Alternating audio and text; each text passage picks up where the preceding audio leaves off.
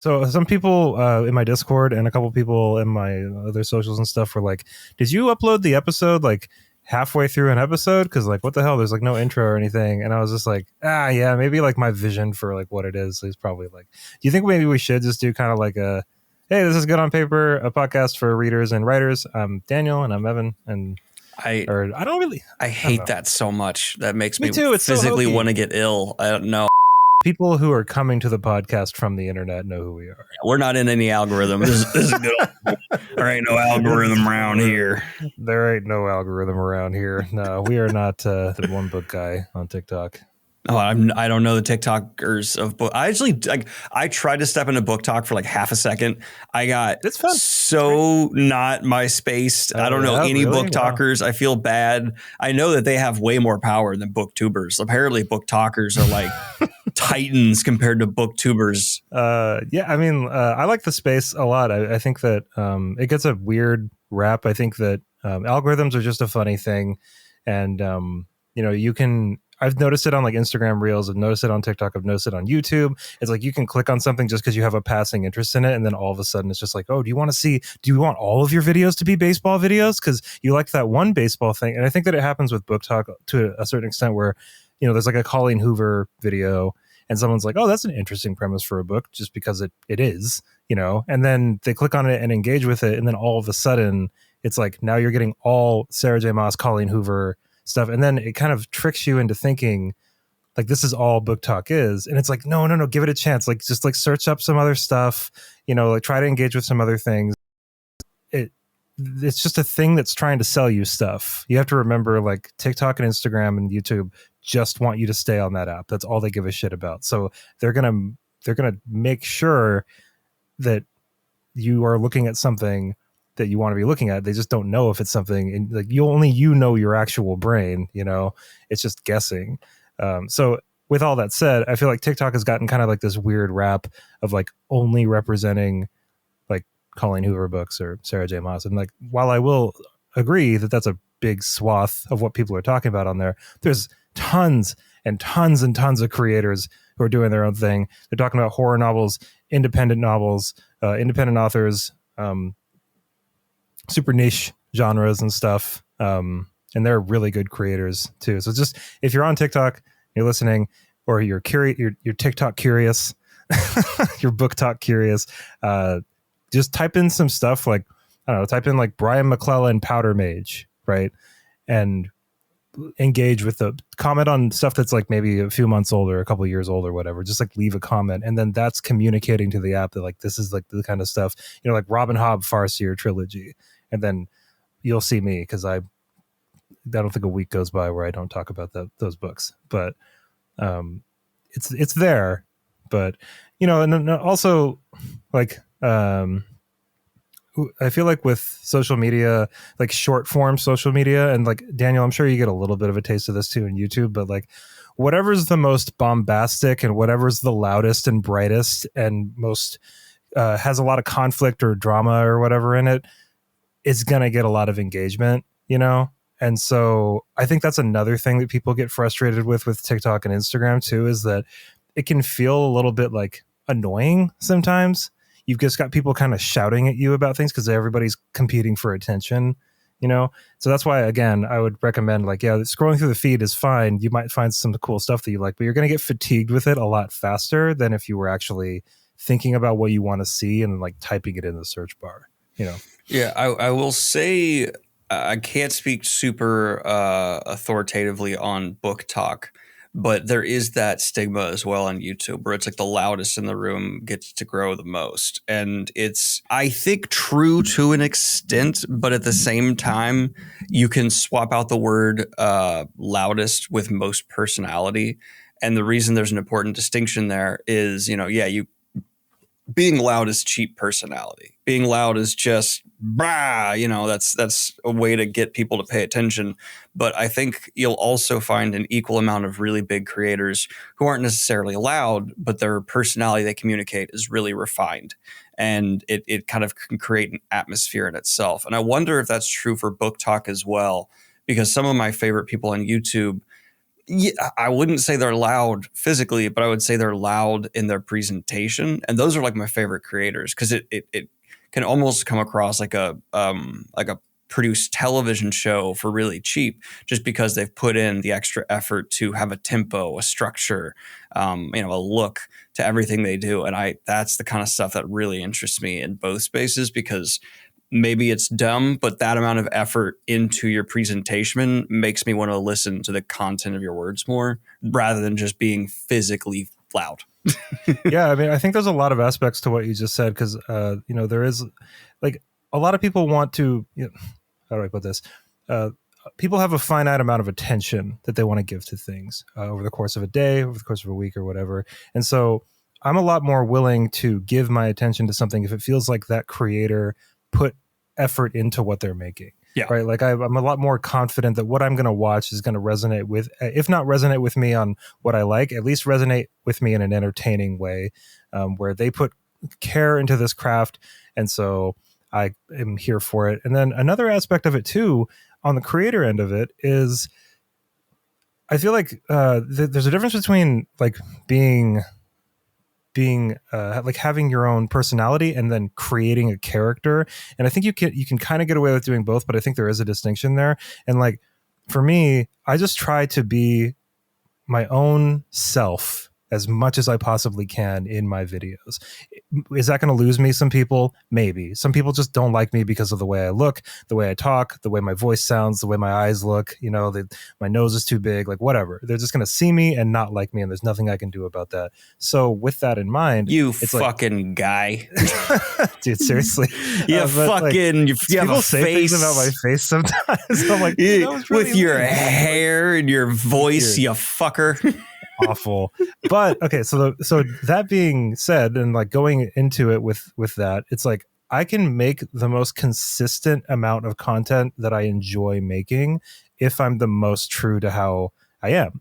So it's like it's my humor, it's the way that if you met me at a bar, like this is exactly how I talk, this is exactly how I talk a lot, I ramble about things, I use my hands when I talk and everything, and I make crappy jokes, and this is who I am when I'm out and about. And it lends a lot of stamina to this whole process. Like making content is not super easy, or at least making decent content is not super easy. But one thing that makes it a lot easier is that it feels natural when you're doing it, and you don't feel like you have to put on this whole other face. It's just I turn my camera on.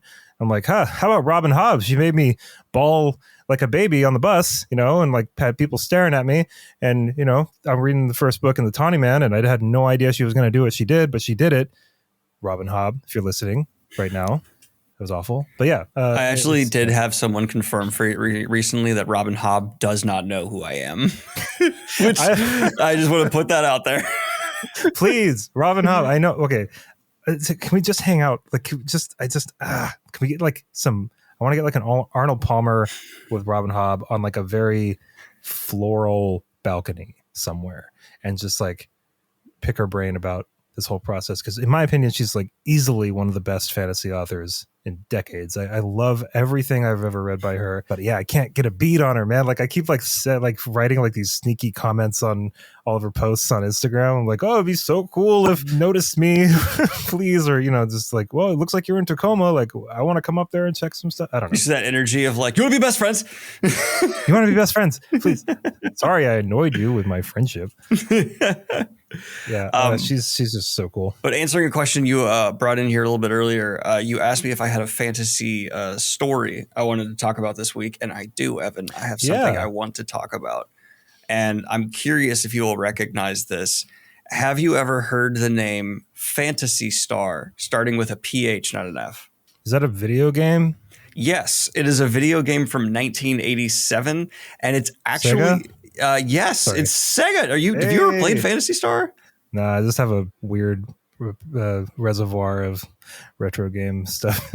It is that's impressive because this is a post Star Wars kind of, like there was that brief time where people kind of really understood that Star Wars was like kind of like a Flash Gordon thing. And so a lot of the things that were inspired by Star Wars were more clearly, it's like taking from the Flash Gordon side of it.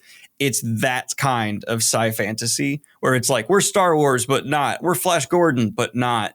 And it's been going strong in the background for 40 almost years because they're about to have a tabletop RPG released for the first time coming into the board game space. And also, they have had a series of animes. They have had other video games. They have had manga. This is something that weirdly I have not consumed a single frame of, but I have found myself loving. And that is B-list fantasy franchises that haven't been milked to death. It's like discovering a new YouTuber that you have not. Oh, you're like, oh my God, I love this content. And I have so much to explore now, like 10 years worth. And over the next however long, I want to go back in time and go through Phantasy Star.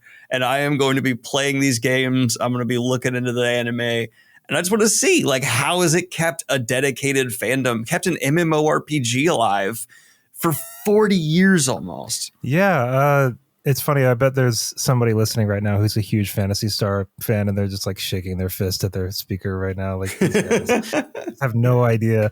I think that's really cool, though. Yeah, I mean, like getting into some like old retro stuff, and not only getting into it on a surface level, but then doing our nerdy thing that we do, and you just like you dig into all the lore, you dig into everything. I remember for a little bit, I was kind of like really into that movie Willow. Oh, yeah. With Warwick Davis and Val Kilmer. And not a lot of Willow lore, by the way. Just I'll save you some time, dear listener. I mean, there's a little bit, but yeah, not a whole bunch, not really that deep. But then they made that show, and I got really excited about it. And then we don't have to talk about it because it was. Did you watch it? Did you watch the Willow show? No, I wanted to, and I found out it's been erased from the internet. They apparently pulled it from their streaming service. Did they really? Wow. Yeah. I mean, I gave it like I tried, man. It's like a buried tax write-off currently. like the ET video games for Atari that they buried out in New Mexico. Which the fact that turned out to be real, for those people who might not be aware, there was like for a long time rumors that this failed ET game, the developers had like, it was such a flop. They took all the unsold copies out of the desert and buried them, which is like, that's an early internet story. And then they found them in the desert, buried. They're there. They're out there. Another really big kind of like retro chunk of fantasy that I've always been super obsessed with. And if anybody listening right now has come over here from the Book Reviews Kill podcast, you're sick of me talking about it, but the Dark Crystal. I'm a huge Dark Crystal fan. The next tattoo I'm going to get is going to be the castle. I want to get it on my thigh, really, really big. I've got some pretty meaty thighs, and I'm going to get the Dark Crystal, the castle, the Skeksis castle, the Castle of the Crystal. I don't know how I'm going to do it yet. I might just get it just like a big shadow, like just fill it all in. But anyway, I love everything to do with the Dark Crystal. I love the aesthetic, the artwork. The original movie is incredible, but I've also got the offshoot books that were written by J.M. Lee, and I've got like the art books that Adam Caesar helped work on. He was kind enough to send me that, and I've watched the Netflix the horrible Netflix show. And the show wasn't horrible, but the fact that they stopped making it is horrible. It's tragic. Did you watch the Dark Crystal Netflix show? I watched the first bit, and this is where I have to tell you, Dark Crystal is one of those things I respect immensely. It's not my cup of tea. No, it's okay for us to disagree. Okay. It's okay for you to be wrong sometimes too on this amazing podcast we have here. What is it about it, do you think, that it's just not quite scratching that itch for you? I don't know what it was. So my first ever exposure, I know there's multiple entries in the franchise. My first ever exposure was the recent Netflix. Because originally, was it one of those things? It was just a movie. It was just a movie. Right. So Jim Henson was kind of like making Muppets stuff, and he was like, in his Labyrinth era. I want to make like way cooler. Well, he made Labyrinth after the Dark Crystal. Oh, shit, really? Yeah, and I guess I could be wrong about this, but like I'm pretty sure David Bowie, like Jim Henson like hit up David Bowie and was like, "Hey, just checking to see if maybe." And then David Bowie had like seen the Dark Crystal, and he was like, "Absolutely, whatever you want, I'm in. Like, no problem. I'll throw a baby in the air." I don't know. But my dick will be pressed against that spandex. Huge. But are you telling me I can show off my girth? Kayla and I just rewatched it for Patreon, and it's so good. It's so much more detailed in the crotch area in 4K, just so you know. Some of those shots are like, it's like, did we need to get that low in that shot? Really? But yeah, so it's just the Dark Crystal movie from the 80s. And then they novelized it, I think, around the same time. The novelization is really cool. Then, there's been some kind of, I think there was like a trading card game or something like that, some weird thing that they made. And then it kind of just drifted into obscurity, right? like cult obscurity. Yeah, like people really liked it. I mean, it was something that like, Gen X parents like plop their kids in front of and just freak them out. It became one of those things that's so common now where you go to a convention and you see a cardboard cutout for a franchise that you've never heard of. And it's just there and you ask someone like, what is that? And they have an expression on their face like you just made their goddamn month for acting or asking. Yeah. It is one of those things that because it's like what you were talking about with Phantasy Star where, you've kind of got this like main part of it that a lot of people engaged with, but then you get that other kind of excitement when you find out that people have been behind the scenes sticking with this IP and either expanding on it or they're trying to dig a little bit deeper and like make their own stuff. So I've seen some like cool fan art for Dark Crystal and stuff, but then what really tickles me pink is the like when people go online and like create backstories for all these characters, and it's like it's not really like official really, but I like reading it. I mean, it's fine for me. It's headcanon for me. Well, at a certain point, and this is the case with Phantasy Star, I actually kind of hope I don't love the story of Phantasy Star. I love the fact that I'm interested in the story of the franchise. So I'm going to be going through its entries just to be like, what is this? And like, if it's bad, there's a part of me that's like, good. Like, if it turns out to be amazing, awesome. But what does bad even mean? Yeah, it's just one of those things where my brain decided to fixate on. So I spent I was going through Fantasy News today, like 30 minutes just looking at all the art of it that's come up from the boxes and stuff. And I've seen like how the character designs are still so 80s, even on the new entries, which I love. That art style where like the female protagonist is obviously not wearing pants and her skirt is somehow always blown up, but you never see anything. That leg goes into her belly button. Like it's just straight into there. Into her belly button. Yeah. The main guy's got blonde hair that is fucking gelled to a point. You know what I'm talking about. Of course. Yeah, speaking of cool old Sega games, I guess they're making did you ever play were you a Sega kid or a Nintendo kid? I was way more Nintendo. Oh, okay, cool. So I had a Sega growing up and a Nintendo because my parents were pretty cool. And I played a lot of did you ever play Golden Axe? No, I never played Golden Axe. It's like the quintessential like most Sega games, they're all basically the same game, except for I think Phantasy Star and like a couple other ones. Obviously, like they have a different thing about them. Mortal Kombat, Castlevania, Rondo of Blood, and stuff like that. But a lot of Sega games were just like this field. Then you are a character and you go to the right. Yeah. And you go to the right and you kill anything. Yeah. It's a hack and slash side scroller where basically, they just slap a different coat of paint on it. It's like, oh, you're a spaceman and it's aliens. Like shoot the aliens as they come at you from the right side of the screen. It's like, that's how Castle Crashers is like very based Simpsons on that video game. If you've played that, where you're all just slowly moving to that direction. It's most Sega games. Yeah. And so like Golden Axe was that, but it was like the music was so amazing and like the aesthetic, like everything about it, I feel like was just more quality than a lot of the offshoots. It's like Dark Souls for Sega. I don't know if that's even true. Did you? I saw your stream. I saw your stream of you playing Naked Elden Ring. You did not disappoint, my friend. You said that you played Elden Ring with no clothes on in the game, not. Or I guess you don't know if I was wearing pants. That is not confirmed. You were wearing a shirt. True. Well, that could be wonderful green screen effects. You should get one of those you should just wear like a loincloth type like diaper thing and play it like while you stream as that. No matter how hard you try, Evan, you will not get me to wear a loincloth. You keep bringing this up, it's not. We're gonna have to discuss payment if this thing starts making money, and we'll get paid. Pictures. But no, so I did the Elden Ring live stream, and I prefer to play with okay, so here's my logic, and some Souls player is going to tell me this is the worst logic ever. I don't care. This is how I enjoy playing Souls games. If I have absolutely no armor and no protection, and I invest everything in strength and vigor, I don't need to counter. I just need to do dodge, attack, and I'll eventually win because I hit real hard. I hate countering. Countering sucks, and I don't know what that has to do with armor. I was just going to say. But that's how I view it. And shut up. I don't care. That's how I play. It's so funny because it's like you're like, I'm just gonna force myself to be this glass cannon, and it's like you don't have to. You could just that happened to me with my recent faith build. Is I showed my brother my stats, and he's like, dude, why don't you have anything in stamina for your endurance? I was like, what do you mean? Like I'm a faith build. Like I don't need any. And he was like, dude, but like every time you get hit, you die really fast because you don't have any good armor on. And I was like, oh, but this really proves that like the stats and like the whole all the mechanics of FromSoft games are kind of they can feel bottomless sometimes, because like I thought I had a really good handle on it, and my brother was just like, no, dude, like if there's there's like an equipment load.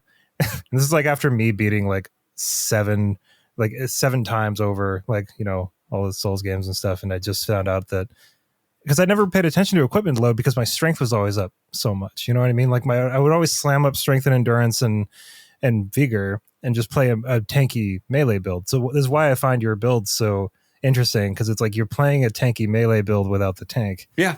So do you find that you're dying really fast when you do get hit? I'm a very good dodger.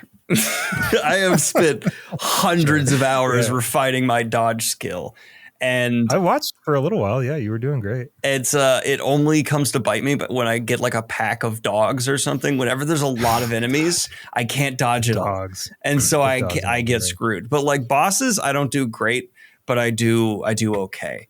Okay, I forgot to send you this. I did just send you a link to Phantasy Star because I wanted your reaction to the art style. Yeah. Because this is like, I'm sure there's problematic angles, but like I love this art style so much. Cool. It's like Thundercats meets Flash Gordon. You're right about the gelled up hair, like the blonde, just the one spike of gelled up hair. It's not like Dragon Ball Z. It's just, it's like what I thought I looked like in 8th grade.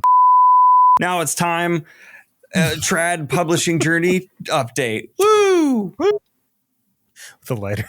For those of you who are listening, I just held up a lighter in celebration. Woo! I think I have one too. Nice. I have a J that's been sitting in my drawer here for 6 months that I think I might have taken the tiniest puff ever of, and it's just like, you know what they say: the drier, older the weed, the better. Hey, I'm from Oregon, man.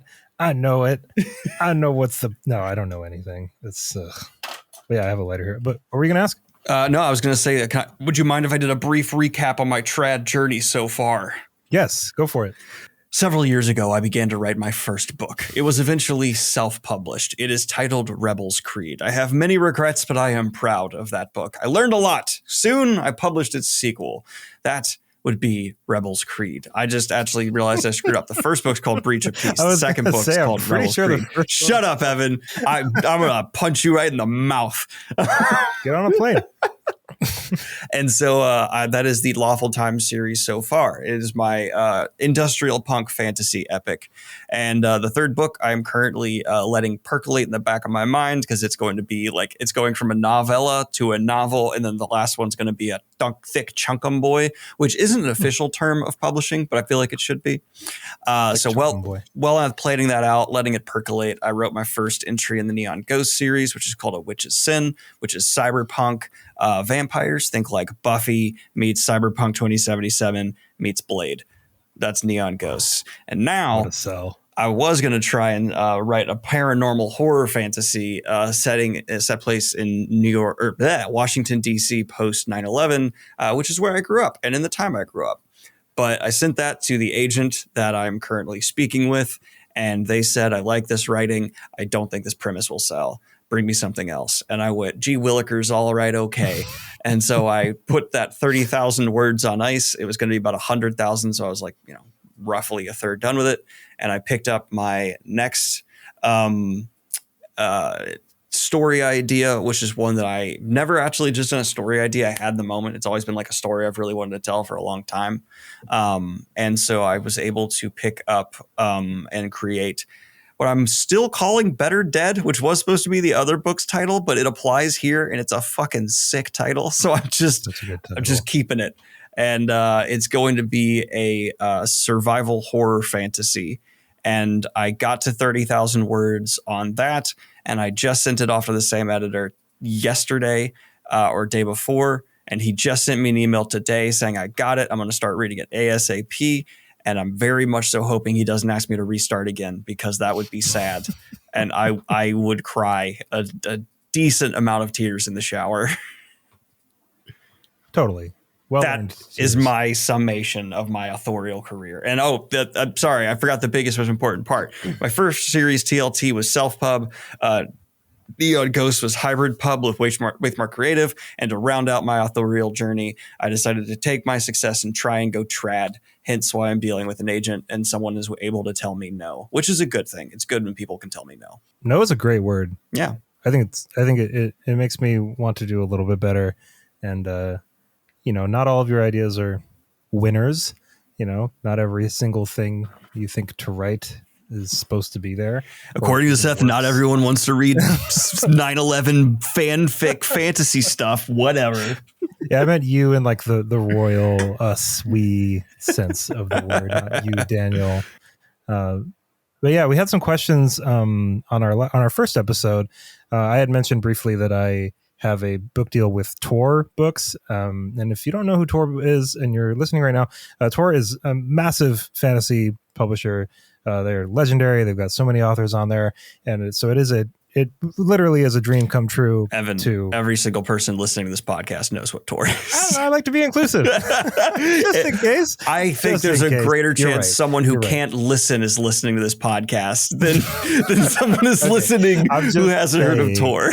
Okay, so yeah, Tor is a very big deal, and it's really cool to be on there. And so we had a question about like what my experience was like going through that, so I'll just kind of elaborate on that. So I started writing when I was touring the United States and Europe in an indie rock band, and I was playing drums, and I was reading all the time when I was in that band. So I was reading. I finished up the Wheel of Time while we were on tour. I was reading Sullivan's like Ryria stuff.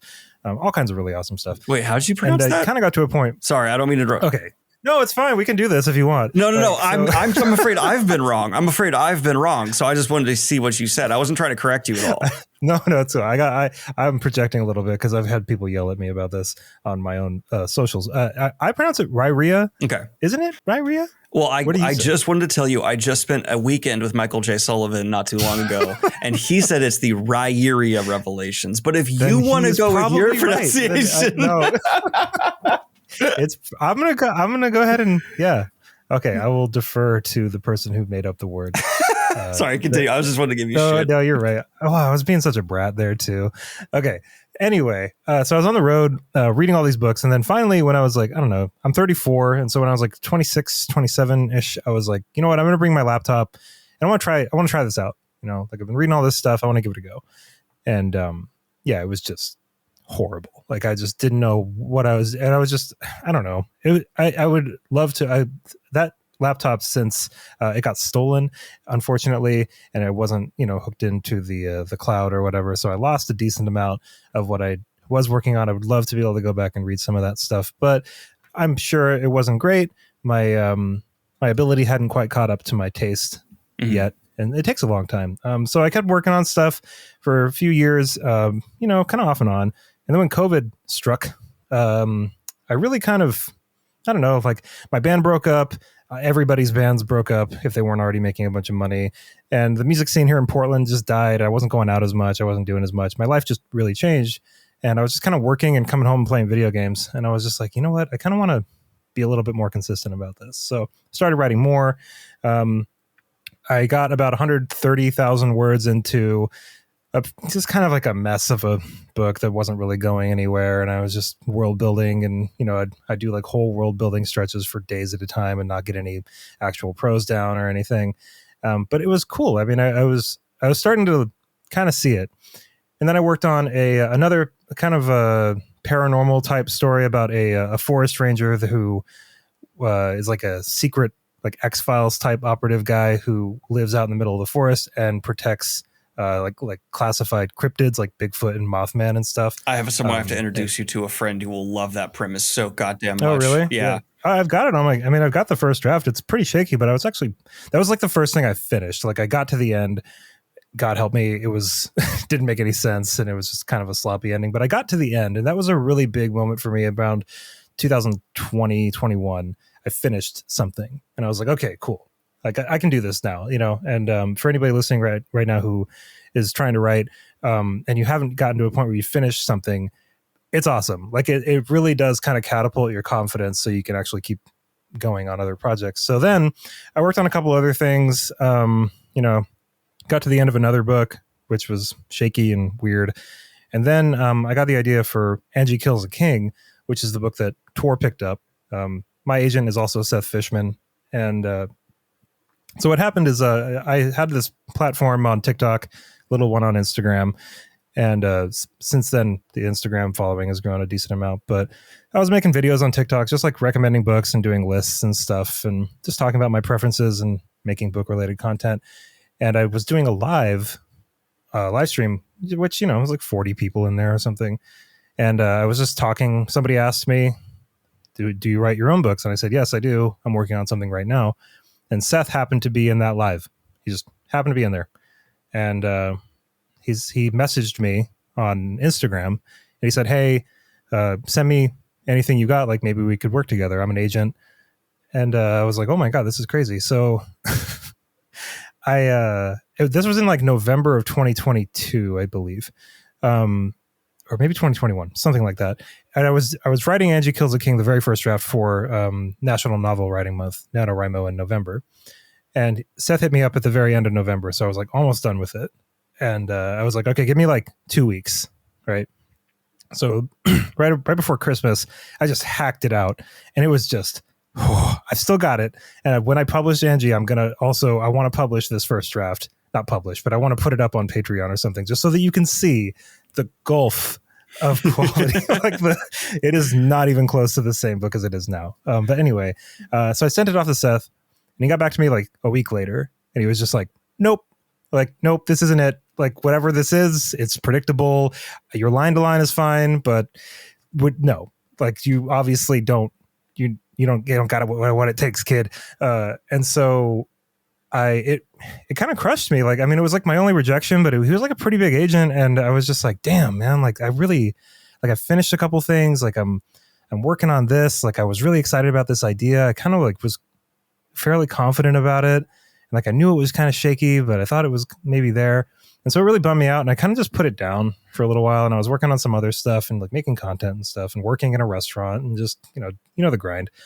And like almost a year went by.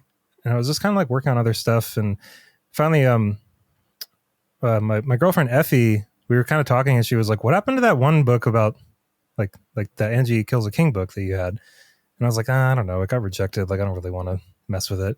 And she was like, you know that there's a really good story in there. You should just fix it. Like, just work on it. You stop starting new stuff and just like, so see if you can salvage that one. Cause I liked it a lot. And, so I did. I took like a month and I just focused on like the first 4 chapters. And I was just like, I just opened it up and I just like changed some stuff around, and you know how it is. And then I sent it to Seth just randomly. I sent it to a couple other people too, but I sent it to Seth and he got back to me in like 2 hours. And he was like, holy shit, here we go. Like, this is what I was looking for. This is awesome. I love this. Can you send me the rest of it? And I was like, totally. In like 2 weeks, because I had only worked on like those first few chapters. The rest of it was still a mess. So then for 2 weeks straight, I basically didn't sleep and I just cranked out all of the fixes to that book. I basically rewrote and added like 45,000 words to it in 2 weeks. And I don't think Seth even knows that I did that. But like so then I sent it to him again, the whole thing. And that was, when I tell you, that was the most nerve-wracking couple of weeks of my life, because he took a while to read it and get back to me. But then he got back to me and he said like, hey, yeah, like I want to offer you representation. This book still has a ways to go, but I think we can get it there. And for anybody listening that's curious about the book, it's about a girl. She's about 20 years old. In the very first sentence of the book, she shoves a letter opener in a king's throat and kills him. And then she runs away. Because that's what you do after you murder a king. And so she like runs away. And then in the first chapter after the prologue, she gets picked up by a legendary bounty hunter who is now going to drag her back to a city after her escape and have her tortured and executed publicly. So Angie really doesn't want to go, but that bounty hunter really wants to get her there because the bounty on Angie's head is huge. And so that's where most of the conflict comes in. There's a lot of other stuff going on with the world and everything. And this is the first entry in a trilogy. But I loved the idea, you know, it's like 310 to Yuma, Midnight Run, you know, kind of like the Atreus Kratos dynamic, or like the Ellie and who's the guy from The Last of Us? Joel, sorry. Ellie and Joel, like that kind of like, you know, kind of silly, stupid young person and the old kind of like grumpy, smart person, that kind of dynamic. I'm not going to shy away and say I wasn't thinking of those things when I wrote it, but I like that dynamic quite a bit. And yeah, I mean, so Seth really liked the idea, and he's like, okay, we're going to shop this out. And so we sent it to 9 different publishers and didn't hear anything for like a while. And Seth was even like, I don't really know why we're not hearing from anybody. Like, I'm pretty connected and no one's getting back to me.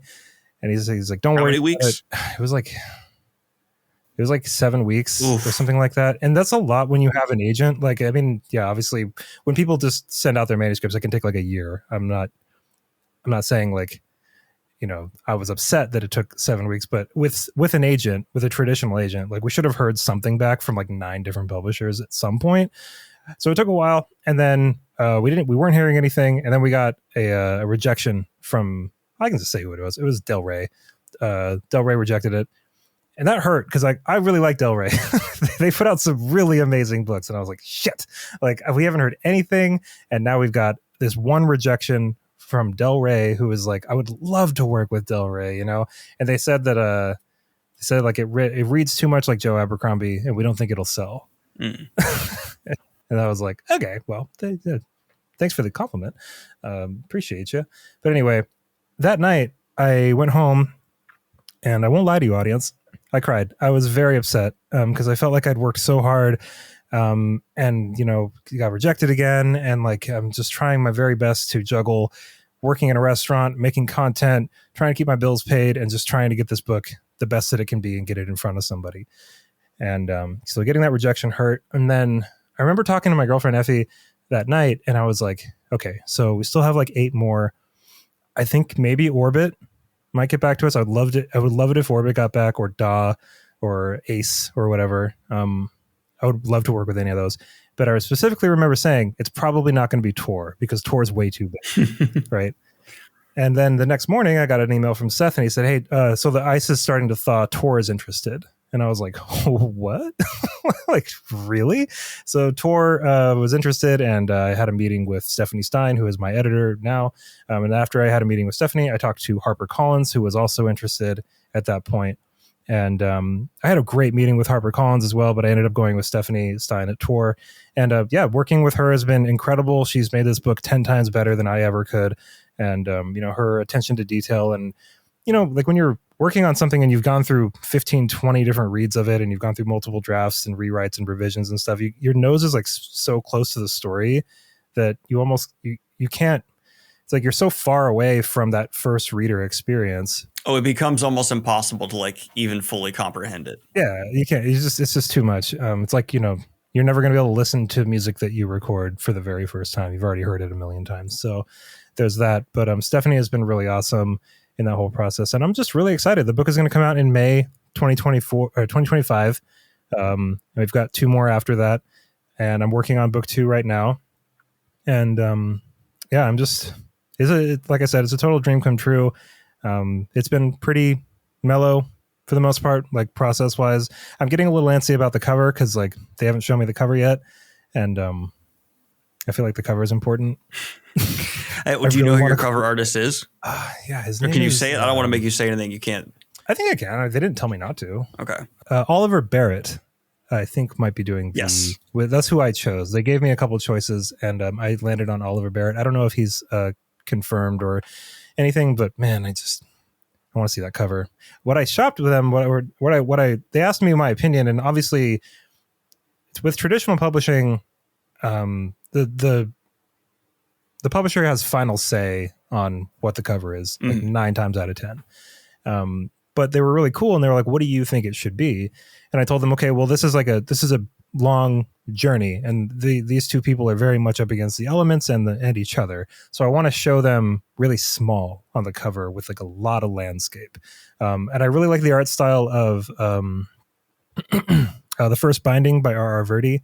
That book cover, I love that book cover so much. So I showed them that, and I was like, I really like this a lot. The Silver Blood Promise by James Logan, I think is his name. That's a debut that came out this year. I really like that cover quite a bit. Thousand Deaths of Ardor Ben, I like that cover a lot. So stuff like that, just like a lot of scope. But then Stephanie was like, "That's cool. We should totally do that." And then I was like, "Okay, but like also I want like that kind of like Fritz Lieber, Michael Moorcock like font." And she was like, "No." And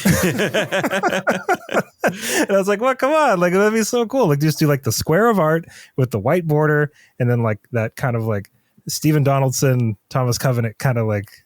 And she was like, "No, nobody will buy that. They'll all think it's an old book." And I was like, "Oh yeah, I guess they would."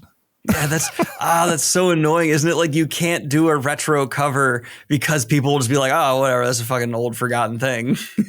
Well, read it anyway. It's cool. Who cares if it's old? Just buy it. No, God, I get it for sure. They were like, no, we need to do what I really liked is you know the movie poster for that movie The Green Knight. Yes, I have that poster. That aesthetic. Oh, really? Yeah, cool. I have that framed in my bedroom. Not currently hanging because someone doesn't like it as much as I do, but it's okay. My poster of The Green Knight. She almost was just like, you can no wait, let's actually talk about that. I don't want this on record. I don't want this on. That's a good poster. That's great. It's not necessarily great home decor art, which I can concede that point. No, I can see why you don't want it like hanging over your bed. Yeah. You know, especially I think like the only thing hanging over your bed, just the Green Knight poster. I will never be mad if Dev Patel in my bedroom. I wouldn't kick him out of bed. No. So okay, the equivalent question I had left for you was like, so from when you finished the first draft of Angie Kills a King to now has been how long? 2.5 years, I think. Jesus Christ. Like but I wasn't working on it for a while. Right. Okay. Like, so let me fix that actually. So like maybe 1.5 years of total work. From when you finished the draft, Seth said yes to. A year. Okay. Fair enough. But that's been 1 year of basically working on it every day. Like I take days off. I had to give, Stephanie took a couple weeks to read it and send it back to me with notes and stuff. So I take little breaks, but I was also working on the sequel too. Yeah. So I've been in this world, very steadily, very consistently for 1 year. And it's funny because, I used to be like, come on, George R.R. Martin, like get that book out. What's taking you so long? And it's like, he's been working on that shit for 30 years. And I've been working on this for like 1 year. And I'm kind of sick of it already. Like I kind of want to move on to like another books. I love it. I love writing in this world and I want to keep doing it. And I actually have a standalone that takes place at the same time as book one that I'm hoping Tora will also be interested in. And that's about a group of soldiers, ex-soldiers who now have nothing to do and get roped into having to join a crew on a ship to go fight a sea monster who on the island that the sea monster guards is the cure for a plague that's coming through the rain that has not stopped on this island that is only killing children. So I really like that. And that book's more about like, it's called The Rain Plague. And it's about like, it's kind of about like my band breaking up and stuff and just like how, you think you're going to do stuff with people for a long time and you think you're going to collaborate with people and things are just always going to be the same. But no, things change, plans change, people change. And even if you are on some kind of amazing adventure, the adventure ends too, And so that's kind of like what that book is about. Where was I going? Oh yeah, but I'm kind of bored of it all. I want to write like cool horror books and stuff or I want to write some novellas. I think that'd be really fun. Novellas, that's the dirty truth of publishing, are the most fun thing to write, and no one reads them. They sell so poorly unless it's Murderbot. Well, because it's like $18 for like 100 pages. I get it. Like I don't want to like. I love like Becky Chambers' Monk and Robot series, but like, damn, I know that when that third one comes out, it's gonna be $20. Yeah, I'm gonna buy it. They're e-reader babies, right? Because you can justify $4. Yeah. Okay, so I was gonna actually say, when it came to your like writing plans, how many books are you thinking you're going to be in this Angie Kills a King series? And like, how's your stamina for coming back to this world? Yeah. So Torbot 3 books, they want a trilogy. Well, actually they wanted a duology. Let me be really clear about this. Actually, I want to be. So they did not want a trilogy initially. They wanted 2 books and then they wanted a standalone. and I wanted Angie Kills the King to be a standalone. And they were like, I think we want a sequel for this because the ending really sets one up. And I was like, I guess you're right. So we're working on one right now. And then when I started outlining everything, I was like, damn, I want to do 3 books, like really bad. And I didn't see myself doing that. But they're cool with it. So we're doing a trilogy with what's going on with Angie, and then a standalone book called The Rain Plague, which I have the first draft already finished. And then I just need to work on it later. But as far as going back to it, I don't know. I mean, I don't know. Like there's just other stuff I really want to do. I mean, we'll see. Like if I think of something, you know, but I'm a young like debut baby duck in this big pond. I want to work on a lot of stuff. The reason I asked is because like when I've been writing a book and I've been like stuck on it because I've had to like revise, I don't get necessarily tired of that book. I get frustrated that I can't spend all this time writing the next because like the ideas feel fresh and it's like, oh, I know where I know like the feeling you had for that character when you finish that book can be so vivid and like the vision for their next step so clear. And if someone keeps pulling you back to like refine a spoke in the last wheel, it can like really be almost like creatively crippling because you're like, God damn it. Like, you don't want to be there. You feel like you've moved past it. But like for someone else to be able to experience this story, you sure have to make sure that wheel goes smooth. Yeah. I mean, man, like I think what's helping me along with this process for, still being in this world and getting this trilogy figured out is I outlined very broadly, like, and I know where I'm aiming with how I want this series to end. We are going for a little bit of a revolution trope, but I'm doing it in a different way where we're not actually, and I hope this doesn't spoil too much, but what I don't want is a revolution where all the right people die in the end and everybody's happy. I don't want that. I don't like that. I've read it too many times. So I'm going a different route with it. So I kind of know where I want to land, and that helps a ton. And I kind of know like what kind of book the second book is and what kind of book the third book is. So the first book is an A to B road trip story. It's 3:10 to Yuma. It's The Mandalorian. It's The Last of Us. It's, it's a very like, we need to get here. There's a bunch of stuff in our way, not including how much I hate you, so there's that. And so I've got a very vivid idea of what that book is. And then the second book, I have a very vivid idea of what that is too. I'm going for a Breaking Bad blow kind of thing with it. And then the third book, I'm going for more of a like a heist, everything blows up in everybody's face kind of thing. So that being said, it's really encouraging that I'm not like sitting here with my head in my hands, like, how am I going to resolve any of this? It's like, I kind of already know how I want to do it. So it makes the process like, the parts in between are, when I say it's a mess, this isn't something you can wipe out with a paper towel, folks. Like this is more of a mess than I've ever made of anything. And I've been in a lot of relationships. Like this is the worst thing I've ever done with my hands. But it'll eventually be cool enough to read, hopefully. But it just takes a lot of work and a lot of faith in yourself, like that's why before, and you've done this too, Daniel, it's like, you write a couple things, you're stoked, you're proud of it, but like, you can do better. Like, you know that you can write something where you're like, hell yeah, I put everything I had into that. But you have to get a few things out of you. You have to like write a couple things that you got to the end, but like, did it make any sense? Like, no, not really. Like, did I say what I was trying to say? Like, no, it's a character that I wrote, basically the same character at the end that they were in the beginning. Why did that happen? Well, it's one of the biggest challenges I've set for myself in this book because Neon Ghost, I was really proud of how much I was able to make Taya change in it. But I don't think the changes happened necessarily as I expected them to. Like, I expected it to be a book about someone who's in a bad place being exploited and becoming more bitter and jaded as a result at the end. But I think I accidentally made the character angrier than I meant. And for the character I'm looking on now, my exact vision for who they start as and who they finish as is like the soul of the book. It is a character piece book. And so I'm trying to be so careful, like pulling off individual small little beats for him emotionally. And I feel like I'm working on like a model kit with tweezers. Like it's so delicate and I can make one change. Like I ended up changing the name of what like magic users are called in the book, because partially Kayla was like, this name you have is too generic, get rid of it. But also because Thanks, like, Kayla. I was like, oh, I think this like other name kind of sounds more threatening or like more mystical. And I think that'll make the reader feel slightly more this way. Like I'm trying to take it so infinitesimally down. And I think you put it perfectly earlier where like once you get that close, it's impossible to feel like what the book is on the larger scale. And so I'm trying to fix that. I'm trying to have a thing where I can craft it so carefully that I will be sure every step can be hit. But then I'm afraid it can come across mechanical and like too beat by beat by beat by beat. So then there's all this like phasing through the scene of like trying to make it more natural and smooth. And then like, you know, you realize 5 paragraphs ago, you used the wrong version of there and you question whether or not you should be a writer in the first place. And you go lay down in the shower.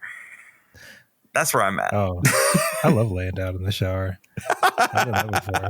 Did you know that scientifically, like this could be like such internet bullshit that I just like read the headline or whatever, but I read that laying on the ground is actually really, it's soothing. Like we like it. Like our monkey brains like really like laying on the ground. So if you're ever really sad, laying on the ground might be better than laying in bed. Yeah. Just saying. Cry on the ground is what I'm saying. I agree with that entirely, especially if it's grass and dirt, because at least if the worst comes to worst, you just get bit by a bug and then you have something to fixate on instead of your anxiety. Well, you can do both. We could be anxious about the bug bite. But I appreciate you asking me about the book and stuff, though. I mean, I really love talking about it. And I mean, I still have so much. You know, we're in July right now, so I have like 10 months before it comes out, and I'll be finished with the second one. The second one will be turned into tour before the first book even comes out for people to read. So I'll have talked so much about it, but you caught me at a place where I'm still really excited about talking about it. Can I ask one more question? One more? Yeah, of course. Just one more. I'm holding up a finger for him for our non-visual. And I'll ask you lots of questions in the next episode. I talked very much more than my fair share on this one. Do you find you struggle more like writing scene to scene, or do you struggle with big picture? Big picture, yeah. Okay. I struggle. The picture I get so clearly, and then putting it scene to scene is where it falls apart. So man, I love writing scenes. I could write scenes all day. It's making them connect and mean something that, you know, I mean, like I love having people talk to each other. I love combative dialogue, you know. I love it when one character asks another character a question and it's just like, fuck, I don't want to tell you, you stupid dick. And like, and it's just like, just cool. I like having that kind of tension and dialogue. I like having one thing that I was experimenting with quite a bit, which was really fun to do. And I would totally recommend this to anybody. Is if you're having trouble writing scenes, watch like Friends or How I Met Your Mother or whatever, like go watch some sitcoms or like Modern Family or something and pay attention to like how they run their little scenes. So they'll have like something that the scene is about, right? And it's very easy to know what the scene is about. It's what they're talking about. But then sometimes in a really well-crafted scene, there will be like this other thing that's going on in the scene. And then, or another thing that was brought up earlier that's like not really as big of a deal as like what they're actually talking about. And then they introduce some symmetry narratively in that scene that kind of like wraps the two things together. And I call it sitcom writing. I don't know if that's even a real thing, but I try to like incorporate some of that stuff in my scenes where it's like, can I bring some symmetry into this? Can I make small immersive things that are happening be more important and shed more light on the actual thing I'm talking about so that there's more dimension to these scenes? And I think shows like Friends and whatever, like, I mean, it's like every scene, you know what I mean? Like almost every scene in Friends, it's not just about what they're talking about. There's always like something like a little other thing happening. So that was like an exercise that I was doing for a while. And it made me like a lot more confident about writing my scenes where it was like, I can have fun with this. It's like a sandbox. And another reason I like writing scenes so much is because it doesn't feel like I'm trying to write a book. You know what I mean? A book with capital B, capital O, capital K. Like it's more, it takes some of the pressure off. It's just like, I'm writing a part where these people are talking about this thing. And it doesn't necessarily matter if like not every single thing they say has to make sense in the broader scale of things. You can go back and fix stuff. You can go back and like, once you've kind of got the big picture laid out, you can read over a conversation again and be like, well, no, they wouldn't say it like that because this happens later in the book, you know. But if you're writing a scene and you're frozen in fear that the scene you're writing is not gelling with the whole capital B book as a whole, you're gonna freeze. Like you're gonna write a weird scene. Just concentrate on like making that scene a banger. Like does somebody crash through a wall? Like is there a revelation? Did someone find something out that like gutted them to their core? Like House of the Dragon.